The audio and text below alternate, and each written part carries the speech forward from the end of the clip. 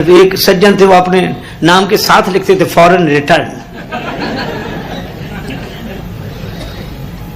तो उनका व्याख्यान होना था, तो बहुत लोग उत्सुकता से गए कि वहां से फॉरेन रिटर्न है। लेकिन जब उन्होंने बोलना शुरू किया तो एक सज्जन बैठे थे, बोले बड़ा नाम सुना था, कुछ समझ में नहीं आ रहा, हम तो फॉरेन रिटर्न सुन के आ गए, हमने इसका दूसरा अर्थ भी है। बोले क्या? हमने कि इनको फॉरेन रिटर्न करो। जो सेवक अपने को न दिखाए, हनुमान जी अपने को छिपाते हैं। सेवक कौन जो अपने को छिपाए? तब से एक ही अंतर आया, ज्यादा नहीं। पुराने समय में हनुमान जी जैसे सेवक अपने को छिपाते थे, आजकल हम लोग छपाते हैं। थोड़ी मात्रा इधर की उधर हो गई है। अच्छा, छिपाते में छोटी मात्रा हटते ही छिपाते शब्द छपाते बन जाता है। और हमारे अहंकार को छोटी मात्रा स्वीकार ही नहीं होती। छोटी मात्रा तो हम बर्दाश्त ही नहीं कर पाते। वो छिपते हैं, हम छपते हैं और कहते ये जरूर छापो कि हम कहां गए थे, कहां होकर आए। बल्कि दूसरा कोई होता कि अब छपने का जमाना तो गया ना, छपने तक तो ठीक। अब तो कहते सीधे दिखाओ कि हम कहां हैं। और लोग कहते कि हमने वहां बैठे बैठे देखा। अरे भैया, ये अच्छा है, लेकिन हम आए थे भगवान को दिखाने के लिए कि अपने को दिखाने के लिए? एक सज्जन ने एक बार मुझसे ही कहा कि आप सब पर टिप्पणी करते हो, जरा अपने बारे में सोचकर बताओ। तो हमने कहा बोलो। कहने लगा आप लोग इतनी कथाएं करते, उनमें से एक आप भी। उनका हाँ, भगवान की सेवा करते। तो बोले पहले इतनी कथाएं नहीं होती थी, और होती थी तो इतने ताम झाम से नहीं होती थी। हाँ फिर, लेकिन बोले वो उस समय जो सुख शांति थी सत्संग में, आजकल नहीं मिलती। क्यों? तो हमने कहा कि बात तो ठीक है, विचार तो करना ही चाहिए। तो मुझे उस समय भगवान ने जो सुझाया सो मैंने उनसे कहा।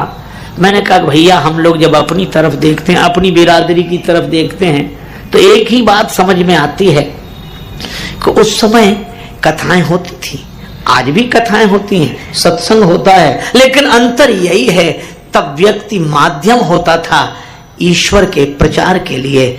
आज व्यक्ति ने ईश्वर को माध्यम बना लिया है अपने प्रचार के लिए। कई लोग, एक सज्जन पाठ कर रहे थे श्री हनुमान चालीसा का, तो पढ़ने में उनसे बार बार अशुद्धि हो जाए। उसमें है ना, सब शुक्ल है तुम्हारी शरणा, तुम रक्षक काहू को डरना। सो जल्दी जल्दी में पढ़े सो रक्षक ना पढ़े, बार बार कहे सब शुक्ल है तुम्हारी शरणा, तुम राक्षस काहू को डरना। हनुमान जी कहे तुम रक्षक नहीं, तुम राक्षस काहू को डरना।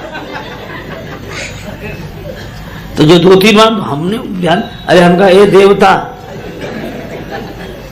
बोले आप देवता क्यों कह रहे हैं, मैं तो तुच्छ प्राणी हूं। हमने कहा हनुमान जी को राक्षस कह रहे हो तो तुम देवता ही हुए फिर।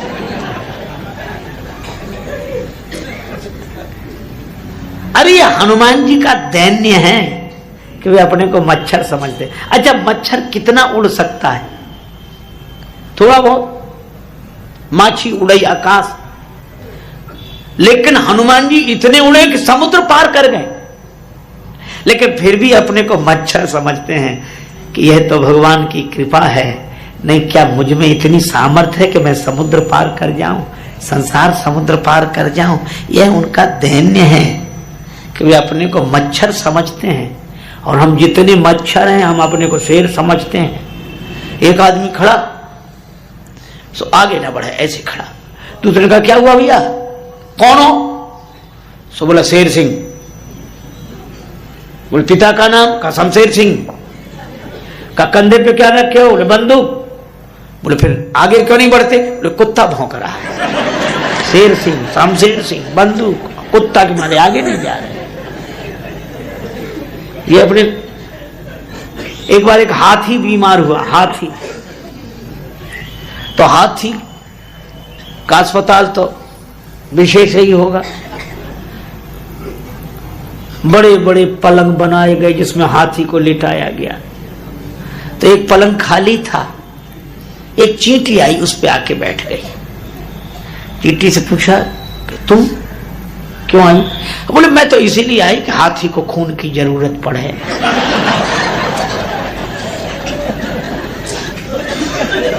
एक हाथी की सूंड पर चींटी चढ़ रही थी सामने से, तो दूसरी चींटी ने दौड़ लगाई, वो पूंछ पर से चढ़ने लगी। तो कहिए क्या करे? बोले देख नहीं वो सूंड पर चढ़ रही है तो तुम पूंछ से क्यों चढ़ रही हो? बोले हाथी का संतुलन न बिगड़ जाए।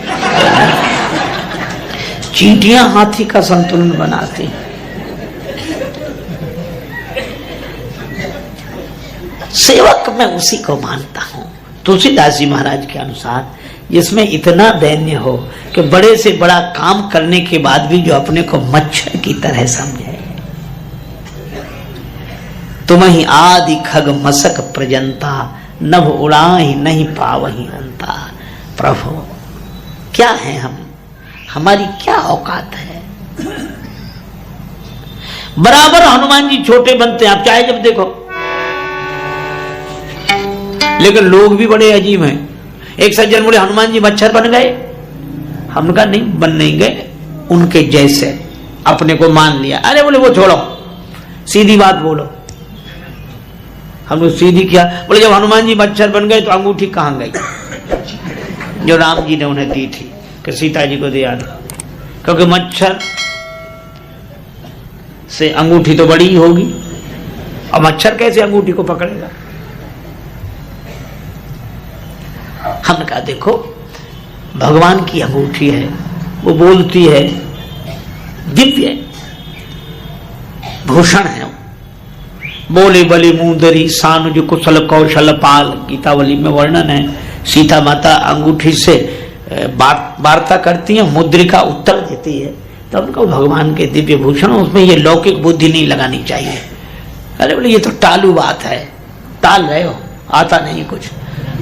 तो हमने कहा ठीक है, वो बोला कि नाम ही नाम है, कुछ नहीं है। तो हमने कहा हमको आराम हो गया, तुम जाओ भैया। तो हमारे साथ एक सज्जन थे, उनको बड़ा बुरा लगा। आपको ऐसा कह गया? आपको? अरे हम कहा धीरे बोलो, आप इतने बड़े नहीं, आपको कह गया तो कह गया, कोई बात नहीं। बोले हमसे बात कराओ। हमने कहा कि तुम तो कथा नहीं करते, कथा तो हम करते हैं, तुम क्या बात कर रहे हो? बोले ऐसे लोगों के लिए हम ही कथा करते हैं, हम जवाब देंगे। तो हमको आश्चर्य हुआ कि तुम क्या जवाब दो? तो बोले अभी देखो। उसने बोला इधर आओ। हाँ बोले बोलो, क्या पूछ रहे थे महाराज से? अंगूठी कहां गई? हनुमान जी मच्छर बने तो। बोला हाँ यही तो बता। सो बोला वो आदमी बोला सुनो, लंका में सब 52 गज के, ऐसी कहावत है।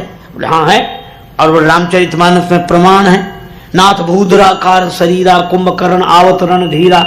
कुंभकर्ण माने पूरा पहाड़, और रावण के लिए धरे प्राण कज्जल गिरी। इतना बड़ा पहाड़, तो लंका में जितने थे पहाड़ के समान शरीर वाले थे। बोले हाँ पहाड़ के समान। तो बोले जब वहां इतने पहाड़ जैसे शरीर वाले थे, तो ये हमारे तुम्हारे शरीर में लगने वाले मच्छर क्या बिगाड़ेंगे उनका? तो उनके शरीर के साइज से मच्छर होने चाहिए कि नहीं? तो बोले हाँ ये बात तो है। तो बोले जब पहाड़ जैसे शरीर थे तो मच्छर कम से कम बिल्ली जितने बड़े तो होंगे। मित्रों जय श्री राम, नमस्कार। आप सब हमारे इस हास्य कथा के कार्यक्रम को बहुत ही मजेदार पूर्वक और बड़े ध्यान पूर्वक सुना आपने। पूरा हमारा कार्यक्रम आपको कैसा लगा? तो इस कार्यक्रम में हमारे आप चैनल के जो भी आ रहे हैं प्रसंग, इसमें आपको हास्य कथाएं भी बहुत ही मार्मिक ढंग से मिल रही हैं।